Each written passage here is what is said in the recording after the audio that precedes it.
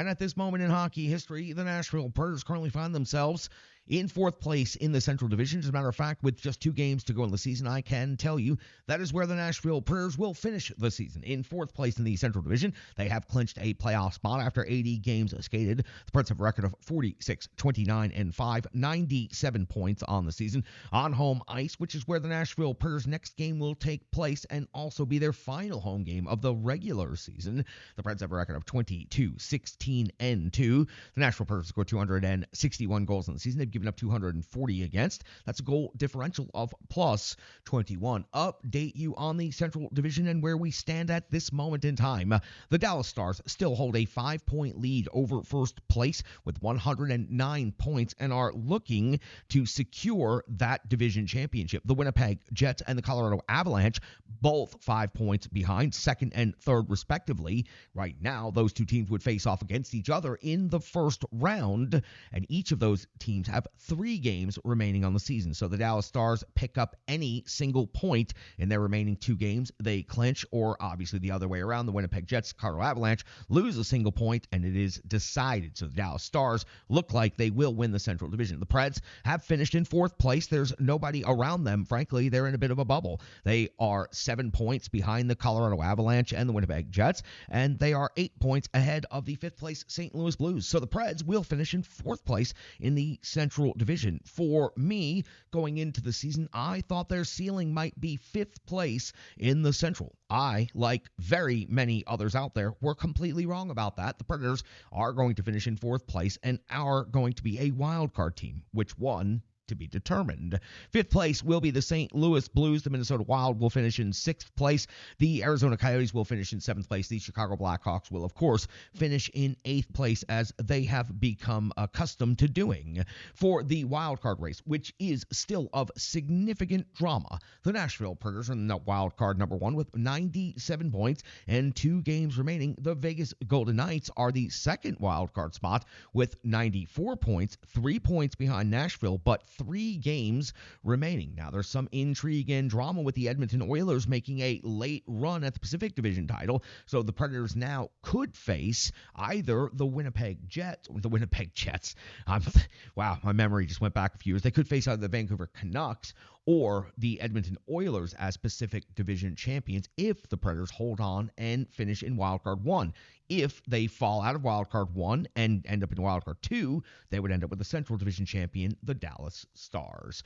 Now, let's talk about this Nashville Predators team and what's to come in the week ahead. Monday, Pittsburgh. That's it. Regular season's over. So the home schedule ends tonight. The road schedule ends on Monday in Pittsburgh. Then the Predators wait their playoff schedule. There'll be a couple of days off before the playoffs get started. So let's talk about this last home game of the regular season between the Predators and their old Central Division rival, the Columbus Blue Jackets. Second time these two teams have met this season. It was one previous meeting, and it was actually all the way back on March the 9th. Really wasn't that long ago, was it? The Predators beat the Columbus Blue Jackets 2-1 in Columbus. Lankinen got the victory, 33 out of 34. Evangelista Sherwood scored the goals. Tarasov got the start and had a big performance, 47 out of 49. Took the loss in that game. It was a classic Nashville Predators in Columbus game from years past. The Preds score a goal late, win it 2-1, and a fairly low event hockey. Texier scored the only goal for the Columbus Blue Jackets. When it comes to those Columbus Blue Jackets on the season, 26, 42, and 12, 64 points is 8th and last in the Metropolitan Division.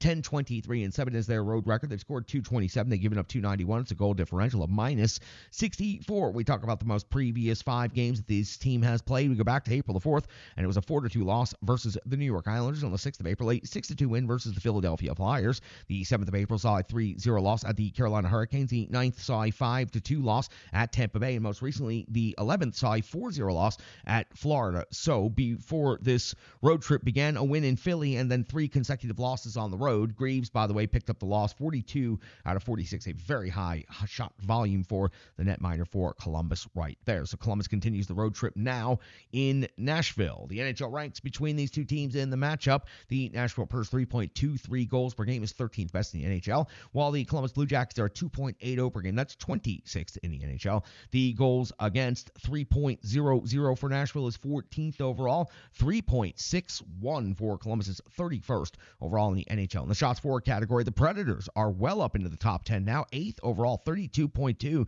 to their just torrid pace of shot volume in recent stretch of action. Shots for Columbus, 30 even on the season. That's 20th overall as a ranking in the NHL. In the shots against category, the Predators are giving up 30.4 per game. That's 20th. Columbus gives up 34.3 shots per game. That's 31st in the league. On the special teams components, 21.1% conversion rate of the Predators power play is rated 16th in the league. 56 conversions out of 265 opportunities on the year. 15.3% conversion rate for the Columbus Blue Jackets is 30th overall. 32 conversions on 209 power play opportunities this season.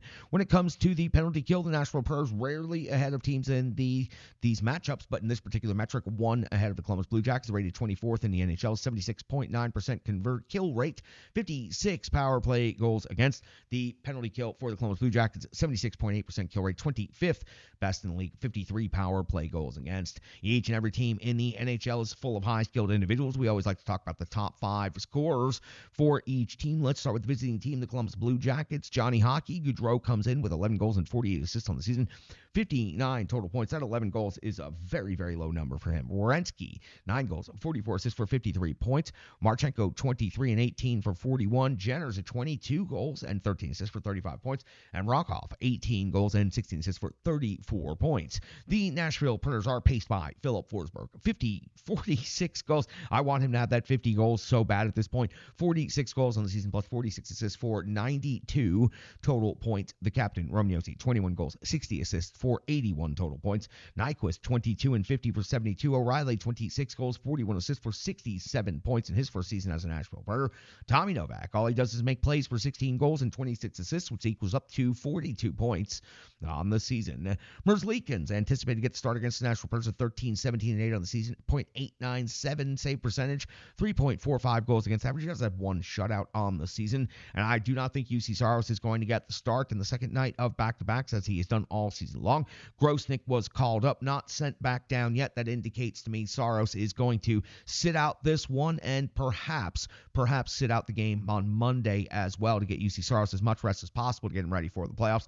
But I wanted to give you Saros' statistics anyway. 34, 23, and 5 on the season, 907 save percentage, 2.82 goals against average with 3 shutouts, because Grosnick doesn't have any stats at the NHL level, so I can't really tell you very much about that other than good luck. If it is your first start for the Preds, I hope that you come away with a victory on the home rink. Lankinen comes away with the victory in the first night of back-to-back. So second night of back-to-backs, we got to go back and talk about what happened in Chicago. It's called the Reverse Sports Full Game Recap. It's coming up next right here on the Renegades of Puck podcast.